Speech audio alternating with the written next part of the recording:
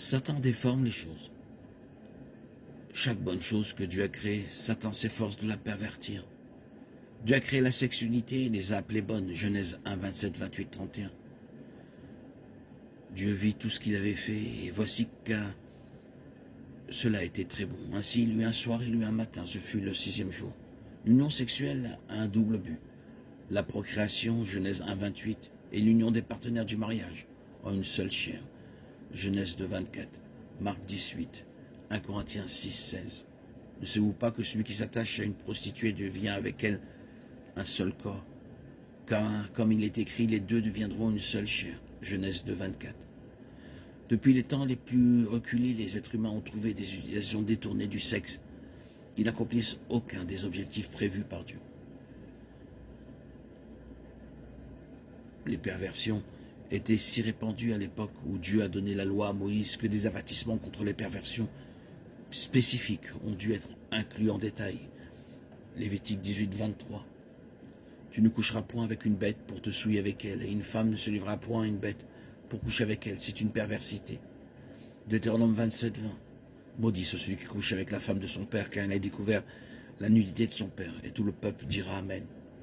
Selon les Écritures, toute activité sexuelle en dehors de l'union conjugale d'une femme et d'un homme est une perversion et est condamnée par Dieu.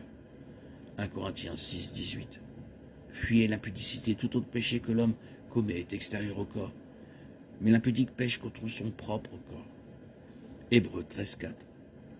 Que le mariage soit honoré de tous, et le lit conjugal exemple de souillure, car Dieu jugera les impudiques et les adultères. 1 Thessaloniciens 4, 3. Car la volonté de Dieu, c'est votre sanctification, que vous absteniez de l'impudicité. Le Nouveau Testament énumère certaines perversions sexuelles spécifiques telles que l'homosexualité, l'adultère et la fornication, affirmant que ceux qui pratiquent de tels comportements aberrants n'hériteront pas du royaume de Dieu. 1 Corinthiens 6, 9, 10. Ne savez-vous pas que les injustes n'hériteront point le royaume de Dieu? Ne vous y trompez pas, ni les impudiques, ni les idolâtres, ni les adultères, ni les homosexuels, ni les voleurs, ni les cupides, ni les ivrognes, ni les outrageants, ni les ravisseurs n'hériteront le royaume de Dieu. Galates 5, 19, 21. Or, les œuvres de la chair sont manifestes. Ce sont l'impudicité, l'impureté, la dissolution, l'idolâtrie, la magie, les inimitiés, les querelles, les jalousies, les animosités, les rivalités, les divisions, les envies, l'ivrognerie, les excès de table et les choses semblables.